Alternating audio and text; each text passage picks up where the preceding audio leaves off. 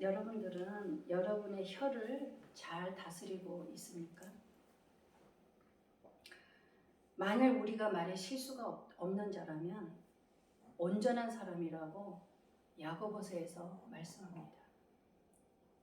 우리 인간은 모든 들짐승과 길짐승 그리고 새와 바다의 생물들을 길들일 수 있고 또 지금까지 길들여 왔습니다. 그러나 사람의 혀를 길들일 수 있는 사람은 아무도 없다는 것입니다. 우리의 혀는 그만큼 휘어잡기 어려울 만큼 악한 것이며 사람을 죽이는 도구로 가득 차 있다는 것입니다. 하나님의 형상으로 지음받은 우리들은 그 입으로 찬양도 하고 저주도 한다는 것입니다. 그런데 같은 생구멍에서 단물과 쓴물이 함께 솟아나올 수는 없다는 것입니다. 무화과 나무에서 어떻게 올리브 열매가 달릴 수 있으며 포도동굴에 어떻게 무화과 나무가 달릴 수 있겠습니까? 짠물에서 단물이 나올 수 없다는 것입니다. 이렇게 성경에는 혀가 일으킬 수 있는 온갖 악을 소개하고 있습니다. 혀는 악하고 잘못되고 부적절한 것을 말할 수 있는 위력을 가지고 있다는 것입니다. 반면에 우리의 혀를 잘 다스릴 때는 굉장한 긍정적인 힘을 발휘할 수 있기도 합니다. 그래서 한치의 혀가 사람을 죽이기도 하고 살리기도 하다는 것입니다. 미국의 36대 대통령이었던 린든 존슨은 체중 감량을 위해 몸무게로 고민을 했습니다. 존슨은 체중 감량을 위해 몇 번 노력했으나 실패했습니다. 그러나 그의 아내에게 의미 있는 말 한마디를 듣고 다시 시도하여 성공할 수 있었다고 합니다. 그의 아내는 만일 당신이 자신을 조절할 수 없다면 국가도 경영할 수 없을 것이라고 말했던 것입니다.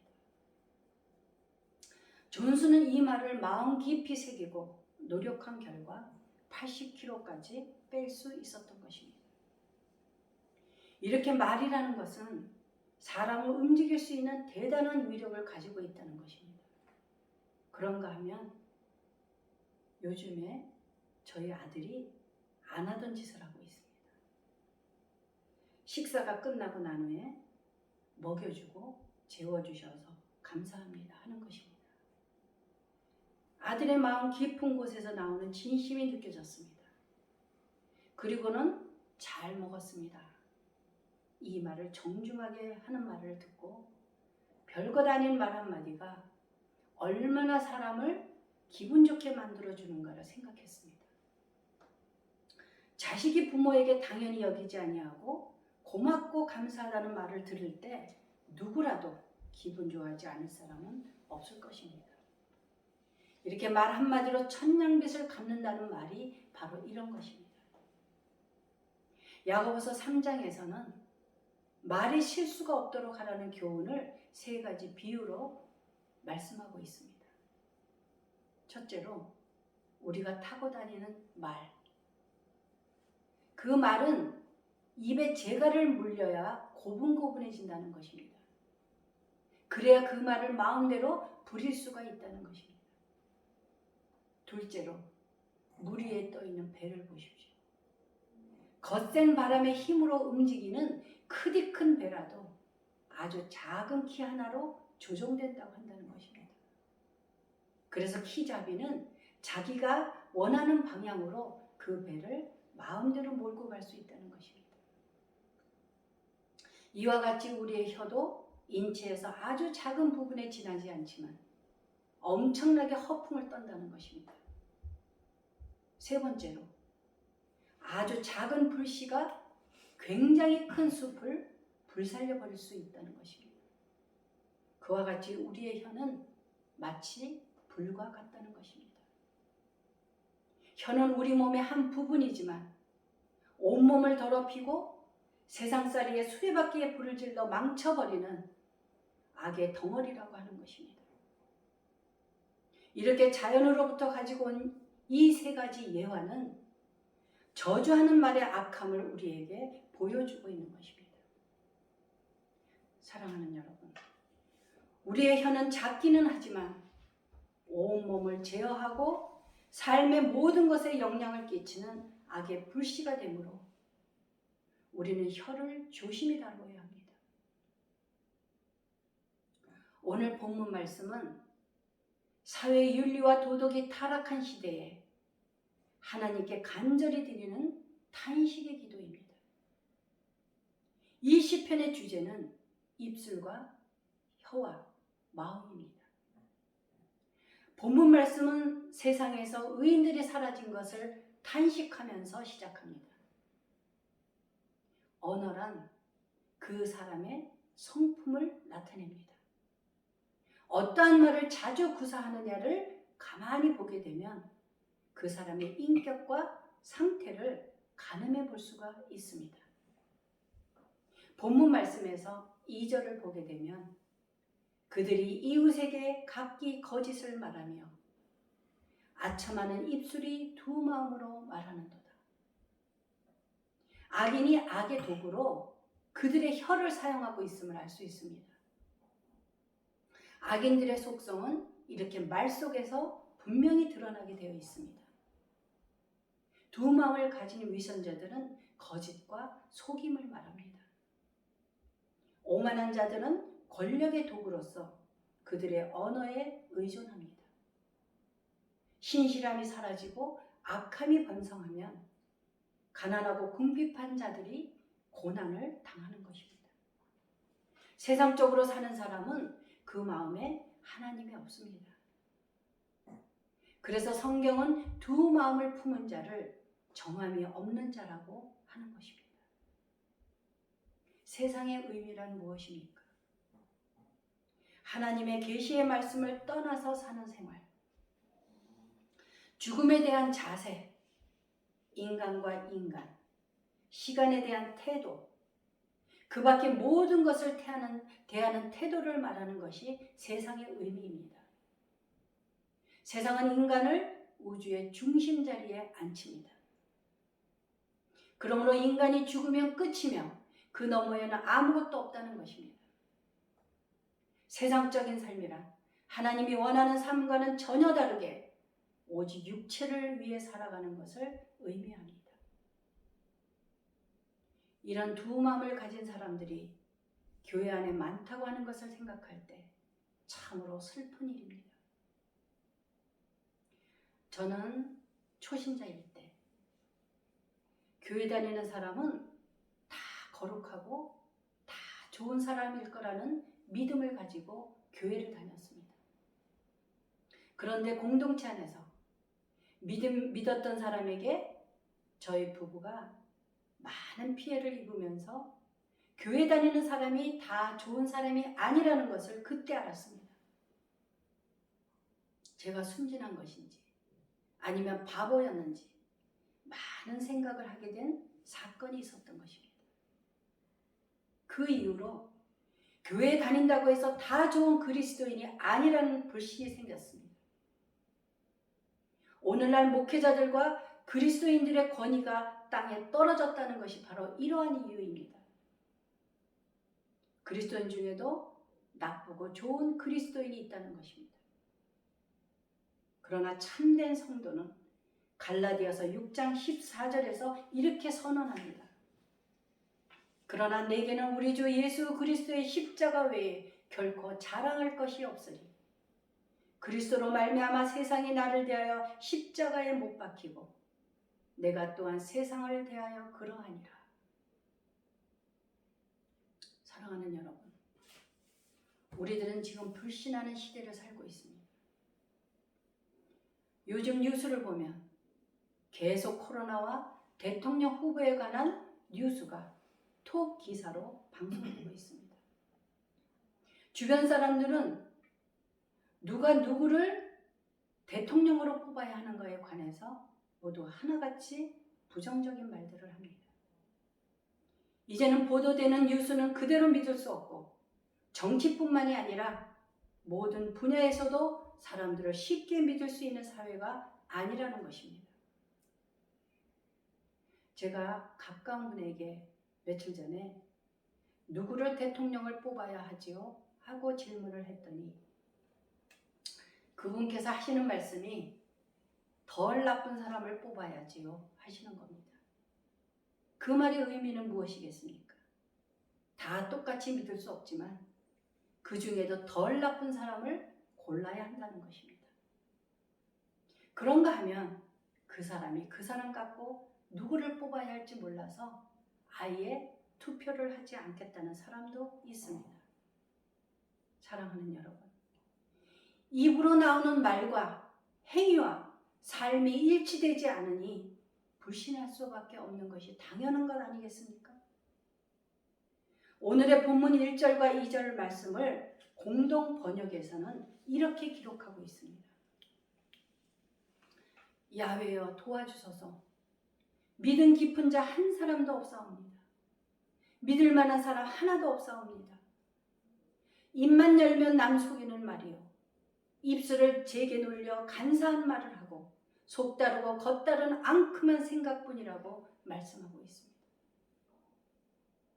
대부분 기관들과 국가들이 영적인 죄를 칭송하며 보상하며 또한 여러 가지 형태의 탐욕이 흔히 승진과 칭송을 받게 된다는 것은 슬프지만 사실입니다. 성경에서 말하는 세상이란 서로 아첨하고 가짜 자기를 항상 보상하는 체제를 말합니다. 그러나 예수님은 너희가 세상 체제 안에서 고난과 환난을 당하겠지만 담대하라. 내가 이미 세상을 이겼노라고 말씀하셨습니다. 예수님은 영원한 하나님 나라라는 완전히 다른 틀 안에서 살아가심으로 세상의 유혹과 환상을 극복하셨습니다. 우리가 사탄의 유혹에 넘어가는 이유는 악의 매력을 실제로 경탄하는 반면에 거룩함과 덕행은 아무런 힘이 없어 보인다는 것입니다.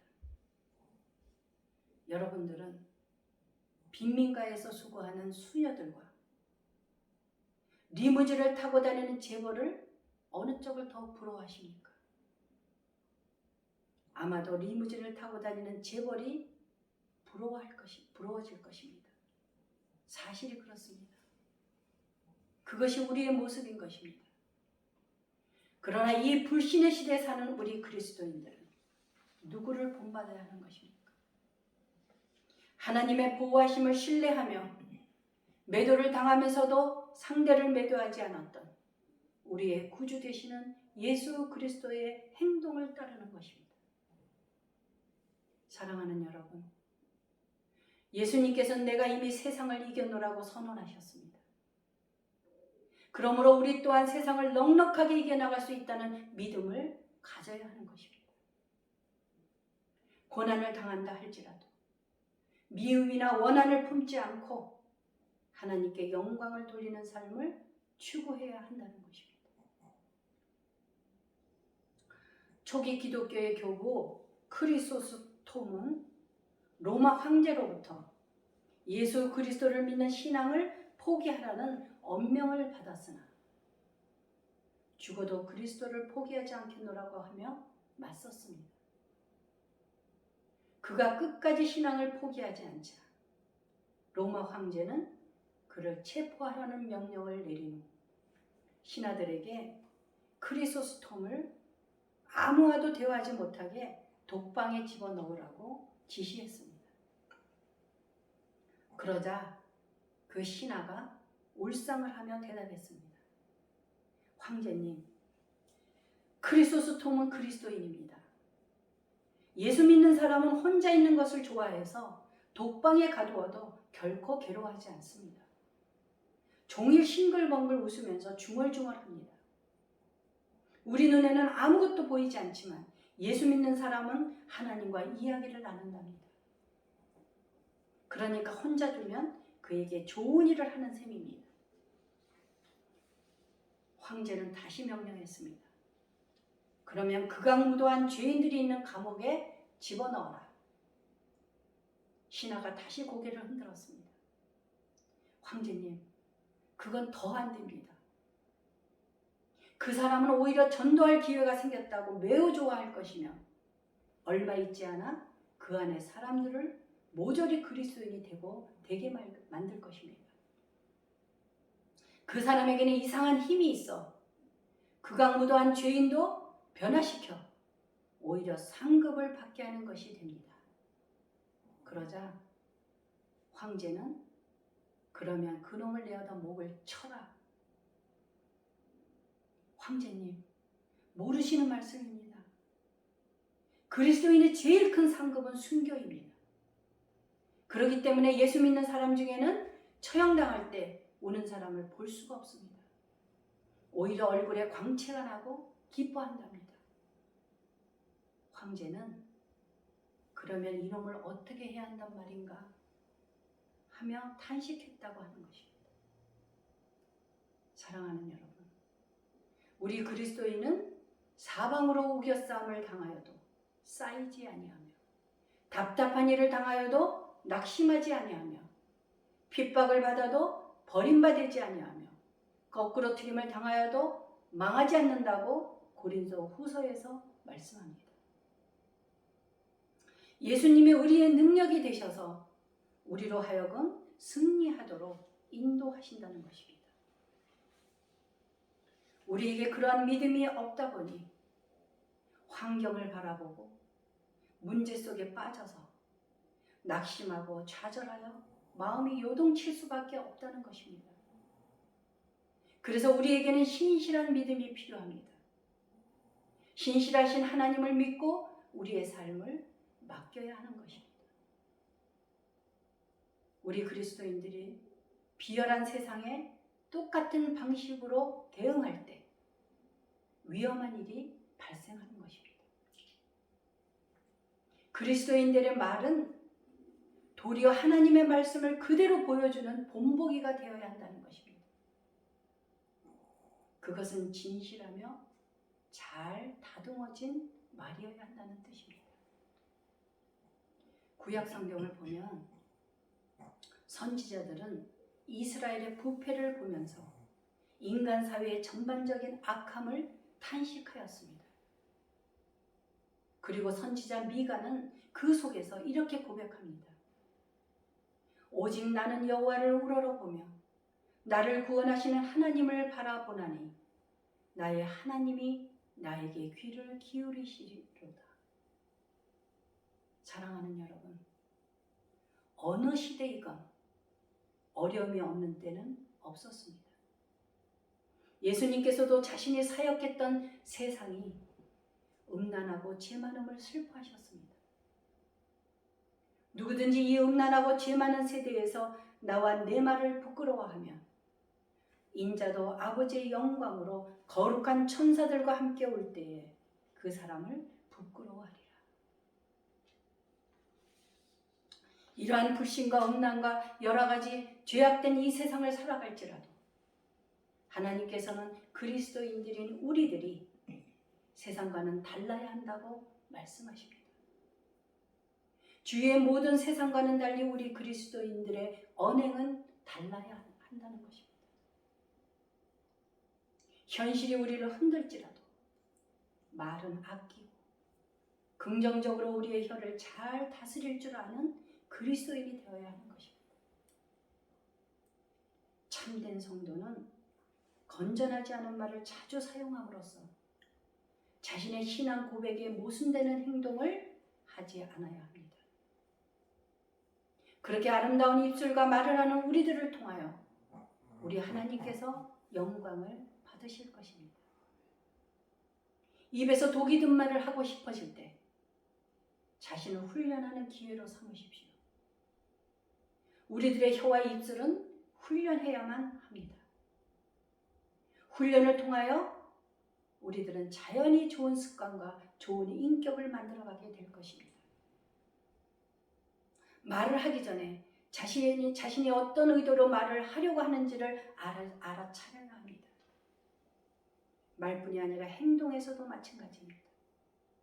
내가 나의 무의식적인 감정과 생각에 끌려다닐 것이 아니라 자신을 한번 바라보아야 한다는 것입니다. 이것은 우리 두뇌의 전두엽의 기능이며 메타인지 능력이라고 합니다. 여러분 메타인지 능력을 아십니까? 메타인지라고 하는 것은 자신의 생각을 관리할 수 있는 능력을 말하는 것입니다. 덕이 있는 말, 그리고 슬픔에 잠긴 사람을 위로하고 소망을 주는 말, 부드럽고 친절하며 진정성을 가지고 부드럽게 친절하게 사랑이 담긴 말 한마디는 사람을 살리는 말이 되는 것입니다. 알베르트 아인슈타인 교수에게 한 학생이 교수님 같은 위대한 과학자가 될 수 있는 비결이 무엇이냐고 물었습니다. 그러자 교수는 입을 적게 움직이고 머리를 많이 움직이게 라고 대답했답니다. 사람이 태어나서 말을 배우는 데는 2년이 걸리는데 침묵을 배우기 위해서는 60년이 걸린다는 말이 있습니다. 지혜로운 사람은 말하기 전에 반드시 2번 생각한다는 것입니다. 사랑하는 여러분, 야고보서 3장 6절에서 이렇게 말씀합니다. 혀는 곧 불이요 불의의 세계라. 혀는 우리 지체 중에서 온몸을 더럽히고 삶의 수레바퀴를 불사르나니 그 사르는 것이 지옥불에서 사르느니라. 기도하시겠습니다.